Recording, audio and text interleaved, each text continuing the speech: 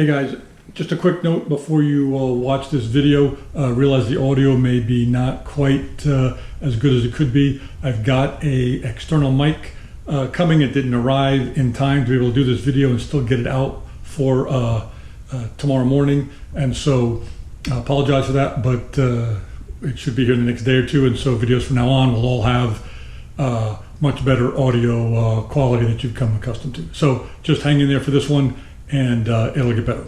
Thanks. Hi everyone, I'm Ken Verderami, and welcome to another edition of the Ultimate Steel Shooter, where we talk about all things and only things Steel Challenge.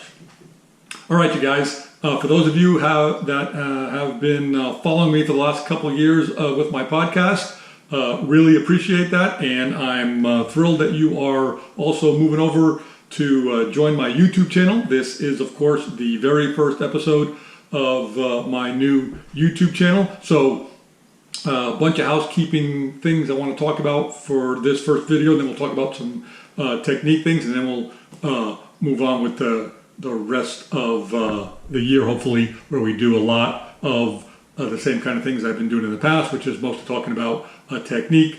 Of course, now that I'm doing a YouTube channel, I'm going to be able to demonstrate a lot more things that I obviously couldn't with the audio only. And also later on, hopefully around the summertime, since I'm going to be retired full-time finally, I'll be able to go out to the range and actually shoot some how-to videos on the range as well, and incorporate that. So for those of you who are checking this out for the very first time, welcome and thank you for checking this out. If you would, please, the most important thing you can do at this very moment is hit that subscribe button down below. Subscribe, like this video, and by all means comments on anything you see. I am going to use the comments to help move the channel in whatever direction most of the subscribers want to see. So if there's something in particular you have a question about or something you want to see, by all means, please put a comment, and that'll help me. I'm going to read every single comment. I may not be able to respond to every single comment, particularly if the channel does start to grow, but I guarantee I will read every single one of them. And for those of you who might be a little new to YouTube, let me just mention why subscribing, liking, and commenting are so important. You hear that every single person who does a channel tells you to do that all the time. Well, the reason is the way Google does their analytics for monitoring your channel to see if they would like to put advertising on it, which is the way you can monetize the channel, make a little money so you can continue to provide free content, is it goes by the number of subscribers, the number of likes you get on the video, and the amount of minutes per month that people watch your content. Okay? And so the magic number, believe it or not, is 1,000. When you hit 1,000 subscribers and so many minutes of watched video per month, that's the point where YouTube now offers to put ads on your channel, and they actually pay you a small fee based on the number of subscribers, the amount of minutes watched for those advertising. And that's the way people, you hear the term monetize your channel, okay? So that's why it's important to help do that. It'll help me keep providing all this free content. It doesn't cost you anything. It's real easy. Again, just hit that subscribe button right down below. Hit the notification bell as well, and then you'll get notified when these come out. But I'm going to do exactly what I did on my podcast. Every Monday morning, a new video should drop. Okay, so I really appreciate if you guys would do that. All right, the other thing is links. I'm not currently sponsored by anybody. If I do get sponsorship, I will let you know. But when I do put links down in the description for gear and other things, it's because I've used them and I'm recommending them because they work. Okay, now the other part of this YouTube channel is affiliate marketing. If you use the link that I put down and end up going to buy a product, I will get a small percentage of whatever you purchase. Again, it costs you nothing, and it's very easy to do. And in fact, the simplest way to do that is if you see a link that you're interested in, if you'll click on that link, it'll take you to the product page or the splash page of the company, and then just bookmark it. And then from now on, all you got to do is, if you're interested in that product or products, just use your previously bookmark and go there, and I will get credit because the bookmark URL is tagged, and I'll always get credit. You don't have to come back to this video and try to figure out what the link was from 10 or 20 videos ago or months before. If you take a bookmark the first time you see it, it's always there, okay? And I can tell you right off the bat, I am part of Tandem Cross's affiliate program. Okay, they've signed me up, and you guys have been with the podcast before. You know, I used to be with them. They were sponsoring the podcast originally and getting free shipping to people who use the coupon code. Well, you don't have to do that anymore. Just hit the link, and then I'll get credit. So it'll take you to the splash page of Tandem Cross, and then if there's a specific product I'm recommending, I will also put a link in for a specific product. It'll take you right to that page. One last thing about that, and then we'll move on. And that is, if there's a specific company that you like to buy from, Bass Pro Shop or Cabela's or Tactical Solutions or whoever the company is, let me know, and I can steer you towards those and put some links in there, and then again, you get to buy whatever it is you need, and I'll get a little credit for it. Okay? All right. So remember, check out those links right now if you're interested in Tandem Cross, because they are the current #1 affiliate with the page. All right. So quickly, the plan for the channel is like you've seen in the past. It's going to be mostly based on techniques to help you become a better shooter. I'll now be able to do demonstrations of techniques instead of just trying to talk you through them, which sometimes can be quite difficult to do. It should be a lot easier doing video. I'm going to do gear stuff as well. Like I said, if I see gear that I think is valuable, we'll talk about it, I'll show it to you, and then we'll put links in so you can go and find that gear if you're interested in purchasing that yourself. Okay, but the focus of this channel is going to remain the same as the last 2.5 years of the podcast. And that is the #1 goal, and the only reason for doing this is to help you become a better shooter, whatever that better shooter means for you. If you're hell-bent on world domination and you want to be a national champion someday, well, great. I'm going to provide you information to help you towards that goal. If you're just interested in maybe moving up 1 or 2 classifications, great. That's perfect as well. Maybe let's say you want to become one of the top tier shooters at your local club level and try to be one of those guys that everybody looks at to usually win a club match. That's great too. Maybe you're a little more ambitious and might want to do well at a state match or even an area match. Again, the kind of information I'm going to provide is going to be helpful for you no matter what level of success that you define success at. All right? Okay. One of the things I mentioned in a podcast a couple of weeks ago, and I'm going to mention here again because I think it's really important, specifically with YouTube, and that is that I believe that pretty much 95% of people who watch YouTube videos just want to be entertained. There's only about 5% that is looking to be educated. Okay? Well, if you've been listening to my podcast, you know I'm not big on the entertainment, the lifestyle, gossip, what did pro shooter X or Y do, or all that kind of stuff. That's not me at all. Okay? I'm interested in the teaching and the education aspect of this. And so if you're watching these videos now and you were watching my podcast, I think you're one of those 5% that is more interested in being educated than entertained, and you're in the right place. I'm going to continue to try to bring educational content as much as I can. All right. So I want to start out this video. What I'm going to do is I'm going to take you a quick tour of my my gun room here and just show you how and what I have in here. In a couple of videos from now, we'll talk about some of the specific elements of that, like the dry fire banners, maybe the reloading station, all that kind of stuff, and how it helps you become a more effective, more efficient, and therefore a better shooter. Okay, so let's do the quick tour here. Let's run over here. All right, so we're going to start in the first corner of the room here, and as you can see, I have the ubiquitous gun safe there. Stack on gun safe. It's got all my long guns. I got powder, primers, you name it, all right. Lots of 223 ammo that I've been hoarding, all that kind of stuff in there. All right, and then as we move along here. Yes, that, for those of you into retro stuff, that is a 1984 video arcade Area 51 Site 4 game that has been refurbished. It is what I consider to be one of the coolest shooting video games ever put out. And so I've got that, and it is a fun way to shoot, let me tell you, if you want to take a break from hardcore training. All right, moving on here, the computer station stuff, that's actually has more to do with my astrophotography setup. I've got a high-end computer there for doing post-processing, not really much to do with shooting.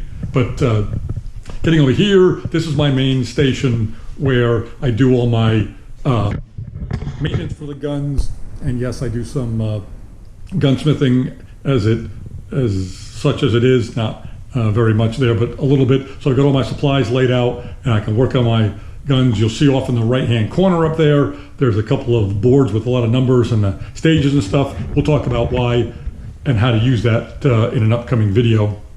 Then moving on, the centerpiece probably of the room is my 550 Dillon reloading station, full up case feeder, Mr. Bullet feeder, the whole 9 yards there, which just helps me crank out ammo pretty fast because I hate reloading. I can barely do a couple hundred rounds at a time, but I can crank out almost 600-700 rounds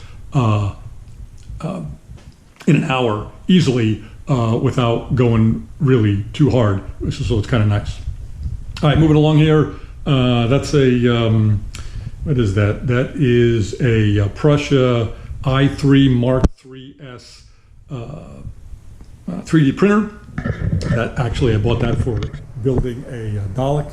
If you're a Doctor Who fan, you know exactly what I'm talking about. I'm actually building a full-up operator on the inside, complete electromechanical, fully robotic Dalek. Kind of cool.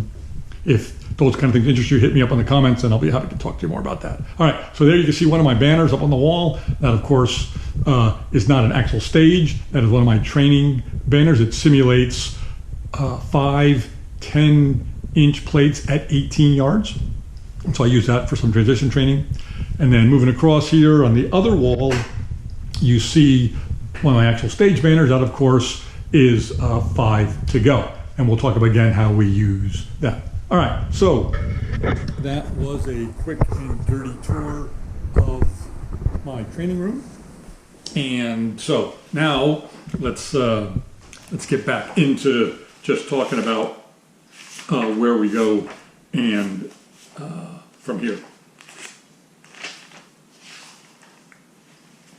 All right, so let's jump into the content for today. And apologize, this video today is going to be a little longer than normal. I'm going to try to keep these things at about 15 minutes. Don't want to go really super long, but this one's a little longer since I'm doing a lot of housekeeping and new kind of stuff since it's the first one. So today's topic is, let's talk about how you plan out your shooting year, right? We're still in January, so for a lot of you, your shooting year ended a little while ago, you're in your winter break, and you're getting ready to think about shooting for the upcoming season, okay? So let's talk about how I do that. And the number one thing you do, and I've talked about this a million times, but that's goal setting, okay? You need to put goals in. Guys, if you're not doing that now, and they don't have to be this long drawn out process and get out books and write them all that, you just make some quick notes about things you want to accomplish throughout the year. And the reason for that is if you don't set any goals, right, how do you know you're getting anywhere? You don't. You're just kind of randomly floundering around, and in order to be more efficient and therefore more effective in your training, you need to have some goals. So set some goals for you. I like to set performance goals and technique goals, right? And to help me focus on both of those areas. And we'll talk more about that in upcoming videos. But if you want to know more about goal setting, shoot me some comments or questions and we can talk more in depth about that. So after goal setting, okay, the next thing you want to do is you want to plan out your shooting year. You really want to do this. And what you want to do, number one, is you want to determine what's your major competition goal for the year. Usually if you're training, hardcore training throughout an entire year, it's with some specific match in mind that you want to do really well. Maybe it's nationals, maybe it's the world speed shooting championships, maybe it's just an area, or maybe it's just a local match that you say, hey, I want to win that match 12 months from now, right? That's okay. But figure out what match that is, and that's your endpoint. You're going to back up this shooting year that I'm going to describe based on getting ready for that match. Everything else you do, everything else, other matches you shoot are towards that goal. They're not in and of themselves, right, the endpoint. Okay, so after you do that, you're going to break the shooting year into 4 segments. Okay, segment number 1 is 3 months long. This is what I call your experimentation and your gear preparation phase. This is the couple of months where if you're one of those guys that loves to fiddle with your gear and can never really settle down, this is your opportunity to do with that. So you want to get your gear all locked down. You want to get your ammo figured out. You want to make sure you have enough ammo for the year, all that kind of stuff.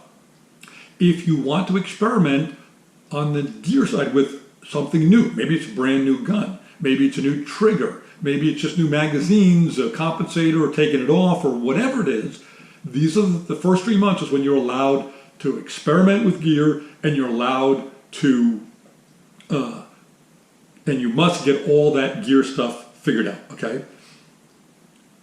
So that's about 3 months of doing that. And you're still doing your regular training, but this is the point where you can do other things in there as well, and you're okay to do that. All right, the next phase is going to be 6 months long after that, okay? And this is where you, what I call, you focus on the primary.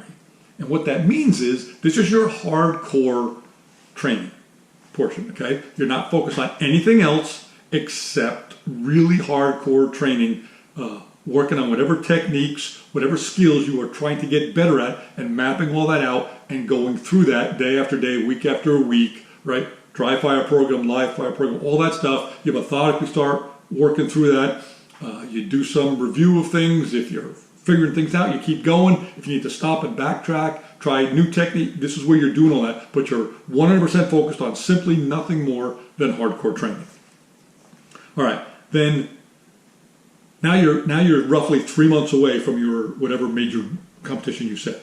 So for the next 2 months, up until 1 month prior, okay, you're going into what I call match preparation phase.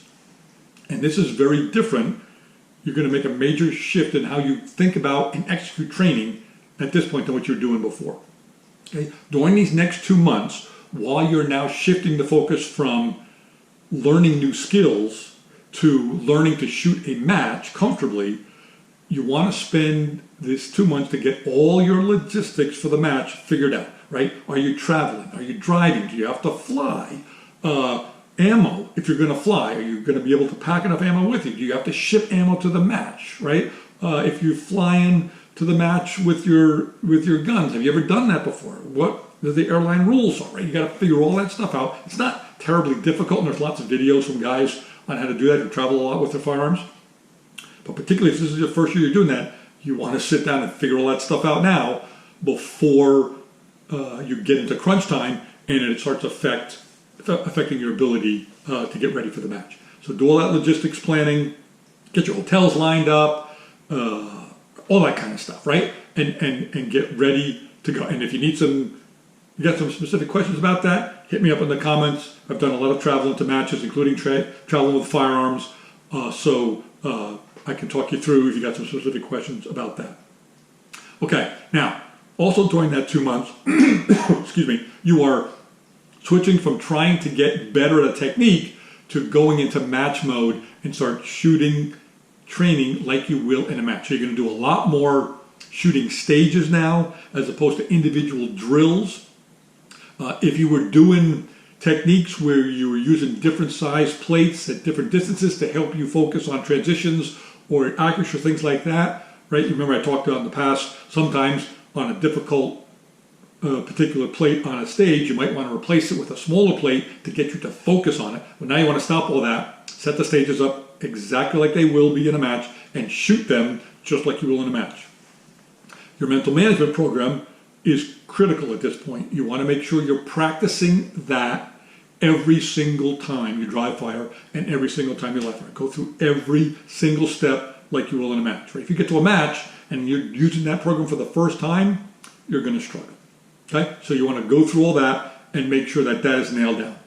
Now, you get to 30 days prior to the match. Okay, now you're going to shift gears again, and you're 100% focused on just shooting the match in training, just like you would when it's a real thing. So hopefully you'll be able to do a couple things. You know what squad you're starting on, so you know what stage you're starting on. And even better, if you've been to the range before, or you can talk to somebody who's been there, find out what's the typical order in rotation, how they set the stages up, because that's critically important, because in your training, what you're going to do now is you're going to practice the stages in the exact same order that you're going to shoot them at the match. What that does is, from a mental standpoint, it makes things nice and comfortable for you, okay? And makes one less thing you have to think about. You don't have to worry about, oh, well, am I going to shoot outer limits first, or I'm going to shoot pendulum, outer limits back to back, and then 5 to go, and those are really tough for me. It would be nice if I shot the easier one, right? You don't have to worry about any of that. You've done it over and over and over again. You know exactly what the order is. And so it's important to do that. So try to figure that out. And then in your training, when you're just going to be stage shooting, practice the stages, whether it's dry fire or live fire, in the same order you will see them at the match, okay?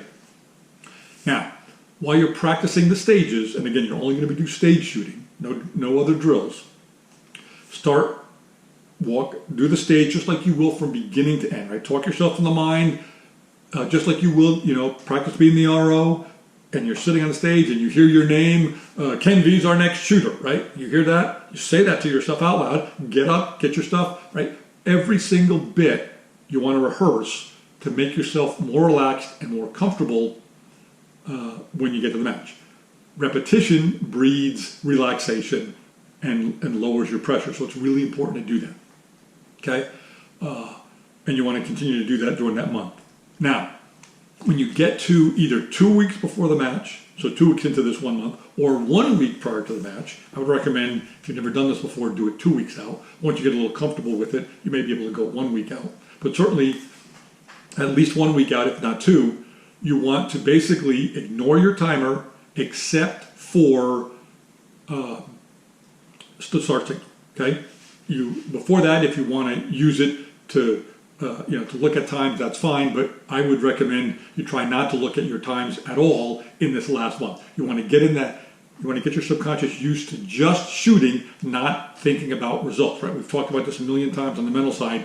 Results-oriented thinking is really bad during a match, and so you want to get in that mindset a couple weeks before that you don't care about results, you're not interested in results, you're just there to shoot that stage in the moment and then move on, okay? So no part times when you're doing dry fire, just start signal, shoot the stage, and be done. Right? You don't care what your time was. When you're live firing during this last couple weeks, if you have to, put a piece of tape over the timer so you can't see your time. You really, really don't want to say, oh, I shot that in 3.1 seconds. God, I really need to be shooting at 2.8. Or, don't do that the last 2 weeks. Okay, so just practice the stages exactly like you would in a match, with no focus on what your times were at all. Then make sure you're ready to go, and right, if you're traveling, get to the match the day before. If it's a local and it's a short drive, get there early, right? Match preparation, standard stuff that we always talk about, but go to that major match, and above all, just go and shoot. You've done all the preparation, you've done all the hard stuff for the year, just go to the match, have fun. Don't worry about anything else except focus on each individual stage and shoot it. And with a little bit of luck, you'll have a fabulous match and a fabulous experience. All right, so that in a nutshell, is how I do my preparation for the upcoming year. All right, so I think this video's already way too long, so I think we'll stop at this point.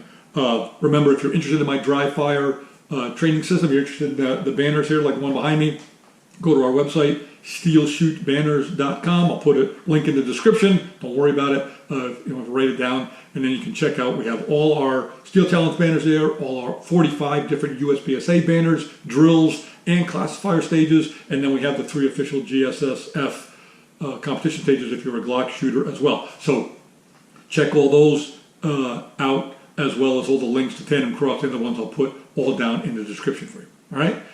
Great. And of course, as always, remember, guys, slowing down is never the right answer. Never. You need to learn to see fast.